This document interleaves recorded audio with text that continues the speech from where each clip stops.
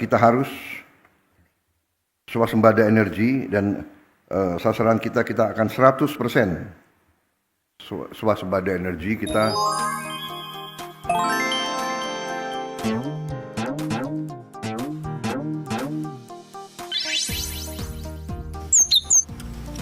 Dalam Astacita pemerintah Presiden Prabowo, kita sama-sama tahu pada pekan pertama Februari 2025 diwarnai dengan antrian warga untuk mendapatkan LPG 3 kg. Sumber energi itu makin susah didapat karena Menteri SDM melarang, mengatur lah kalaupun nggak melarang, LPG 3 kg tidak lagi dijual di pengecer per 1 Februari lalu. Menurut kebijakan terbaru ini, distribusi LPG 3 kg hanya boleh dilakukan melalui pangkalan atau subpangkalan.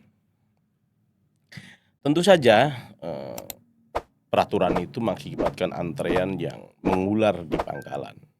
Di mana-mana warga kesulitan mendapatkan LPG, bahkan kejadian ini telah menelan korban jiwa di Tangsel kalau nggak salah. Tapi tak butuh lama, 2 atau 3 hari setelahnya Presiden Prabowo akhirnya membatalkan aturan Menteri SDM tersebut. Presiden akhirnya membolehkan kembali pengecer menjual LPG 3 kg. Momen ini menarik.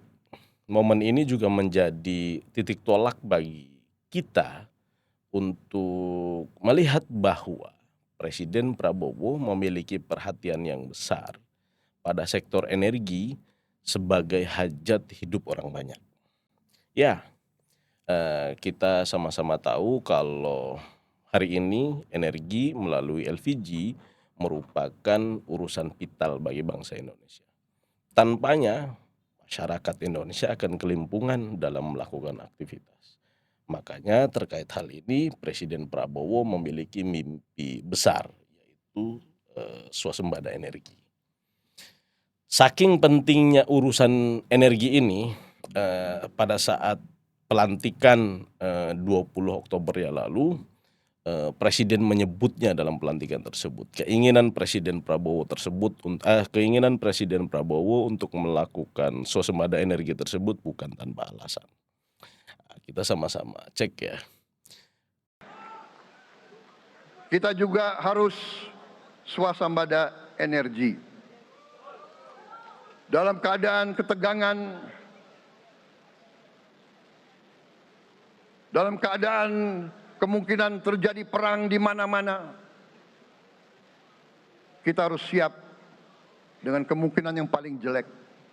Ketegangan geopolitik dan perang bisa terjadi kapan saja, dan itu dapat mengancam pasokan energi Indonesia. Sehingga Indonesia harus bisa memenuhi kebutuhan energinya sendiri. Apalagi dalam situasi krisis, negara-negara cenderung memprioritaskan kepentingan domestik mereka, termasuk dalam hal energi. Oleh karena itu, Indonesia perlu mengurangi ketergantungan pada impor energi. Teman-teman harus kemudian melihat ya, potensi energi Indonesia itu sungguh sangat besar. Potensi energi baru dan energi baru terbarukan itu mencapai 437 gigawatt. Gigawatt bukan 437 juta, bukan, giga. Indonesia juga merupakan produsen kelapa sawit nomor wahid di dunia yang produknya bisa digunakan untuk memenuhi kebutuhan energi. Oleh karena itu, Presiden Prabowo optimis kita berpeluang menjadi raja energi hijau dunia. Dalam bidang apa saja misalnya? Yang pertama itu melalui pengembangan produk biodiesel dan bioaftur dari sawit, bioetanol dari tebu dan singkong ya, bioetanol itu ya, serta energi hijau lainnya baik dari angin, matahari, dan panas bumi, bahkan mungkin dari ombak dan lain sebagainya lah yang lebih keren. Lalu Seperti apa langkah yang perlu kita lakukan agar cita-cita swasembada energi tersebut bisa terwujud? Kita sama-sama cek ya. Kita perlu merujuk kembali ke dokumen visi misi Astacita Prabowo Gibran. Di sana disebutkan di sana disebutkan bahwa swasembada energi, selain swasembada energi itu merupakan program prioritas selain swasembada pangan dan air. Kalau nggak salah ya, bukan nggak salah tapi benar, memang nomor 1 dari 17 program prioritas lainnya. Ingat, nomor 1 swasembada energi ini, artinya ini sangat-sangat penting. Nah, untuk itu ada beberapa tahapan yang akan dilakukan. Di antaranya nih, ayo kita lihat satu-satu ya. 1, mengurangi ketergantungan terhadap energi fosil, sekaligus menjadikan Indonesia sebagai raja energi hijau dunia dalam bidang energi baru terbarukan dan energi berbasis bahan baku nabati, bioenergi ya. Nah, yang kedua adalah mengembalikan tata kelola migas dan pertambangan nasional sesuai dengan amanat konstitusi, terutama pasal 3 Undang-Undang 1945. Yang ketiga, memperbaiki skema insentif untuk mendorong aktivitas temuan cadangan sumber energi baru untuk meningkatkan ketahanan dan kedaulatan energi nasional. Oke, nah yang keempat, merevisi semua tata aturan yang menghambat untuk meningkatkan investasi baru di sektor energi baru dan terbarukan. Menata ulang ya, awas. Serta mendirikan kilang, yang kelima, yang terakhir ya, bukan terakhir lah ini kayaknya, serta mendirikan kilang minyak bumi, pabrik etanol, serta infrastruktur terminal penerima gas dan jaringan transmisi gas, baik oleh BUMN ataupun oleh swasta. Oke. Lalu seperti apa peluang dan tantangannya untuk mewujudkan swasembada energi tersebut? Pengembangan biodiesel yang berbasis tanaman sawit menjadi salah satu upaya yang digenjot pemerintah Presiden Prabowo dalam mewujudkan ketahanan energi. Ini potensi besar dan menurut kami itu paling dekat dan paling masuk akal untuk dikejar. Alasannya karena kita adalah produsen sawit terbesar di dunia. Indonesia saat ini telah menerapkan biodiesel B35, bahan bakar dengan komposisi 35% minyak kelapa sawit dan 65% solar. Pemerintah akan meningkatkan bauran biodiesel dari 35 menjadi 40% pada awal tahun 2025. Kemudian akan melakukan persiapan untuk penerapan B50 atau 50% minyak sawit pada 2026. Bahkan pemerintah bertekad ingin mencapai B60 pada tahun 2027. Pertanyaannya, apakah produksi sawit kita sudah cukup? Itu pertanyaannya. Menurut hitung-hitungan tim siasat, itu jawabannya cukup.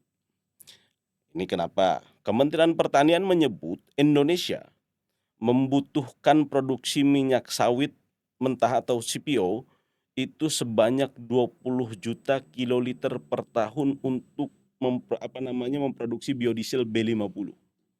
Sementara produksi minyak sawit nasional pada tahun 2023 mencapai 51,98 juta ton atau setara dengan 51,98 juta kiloliter, itu data BPS. Ya. Artinya secara data produksi sawit produksi sawit kita sangat memungkinkan untuk mencapai target tersebut. Jika kebijakan ini berjalan mulus, maka kita bisa mengurangi ketergantungan impor minyak. Selain itu juga kita bisa berhemat secara ekonomi sampai 309,7 triliun per tahun Keuntungan lainnya menggunakan B50 atau B60 yang akan dicanangkan adalah, B50 dan B60 ini akan lebih ramah lingkungan. Nah, meski begitu, ada sedikit catatan yang perlu dikaji serius oleh pemerintah agar kebijakan mendorong biodiesel ini bisa berkelanjutan. Pertama Pertama nih ya, kebijakan B50 atau B60 ini secara otomatis akan mengurangi jatah impor CPO atau minyak mentah. Jika ini terjadi, maka sedikit banyaknya akan mengurangi pendapatan negara. Itu hitung-hitung betul tuh. Karena kita tahu kelapa sawit ini penyumbang devisa cukup besar. Nah, kita lihat menurut data BPS nih, kelapa sawit itu berkontribusi 10,2% terhadap total nilai ekspor nasional, melampaui melampaui kontribusi sektor minyak bumi dan gas bumi. Jadi, yang perlu dilakukan adalah peremajaan kelapa sawit harus berjalan secara masif agar produksinya meningkat. Sehingga kalau kelapa sawitnya dipakai untuk B40, B50, B60, maka ekspor CPO kita juga tidak berkurang signifikan. Jika produktivitas sawit ini hanya 3 ton per hektar, dengan intensifikasi dan permajaan maka bisa meningkat hingga 5 sampai 6 ton per hektar. Secara keseluruhan, ini akan meningkatkan produksi sawit nasional. Yang kedua ya, tantangan yang harus diatasi adalah potensi deforestasi. Pemerintah perlu membuat cetak biru atau rencana jangka panjang yang lebih komprehensif agar upaya perluasan perkebunan sawit atau tebu sebagai bahan biodiesel yang tadi ya tentunya B50, B40, B60 itu tidak merusak hutan kita. Salah satu solusinya adalah dengan memanfaatkan lahan-lahan tidur yang jumlahnya mencapai 20 juta hektar di seluruh Indonesia. 20 juta hektar loh, nggak main-main. Jadi, upaya swasembada energi ini juga harus dilakukan dengan hati-hati. Kenapa hati-hati? Jangan sampai swasembada energi tapi kemudian merusak lingkungan. Jangan sampai kemudian swasembada energi tapi kemudian kita mengkonversi hutan jadi lahan sehingga kemudian memperparah perubahan iklim di Indonesia dan dunia. Manfaatan kelapa sawit sebagai bahan baku energi terbarukan memiliki potensi besar dalam mewujudkan swasembada energi. Dan kebijakan yang diambil oleh pemerintah sudah berada di jalan yang benar. Itu harus sama-sama kita semua, pemerintah dan masyarakat harus bekerja keras mewujudkan energi baru dan terbarukan agar bisa tercapai swasembada energi yang kita cita-citakan. Namun juga harus selaras dengan kepentingan ekonomi nasional dan upaya mitigasi perubahan iklim. Itu menurut gua. Gimana menurut lo?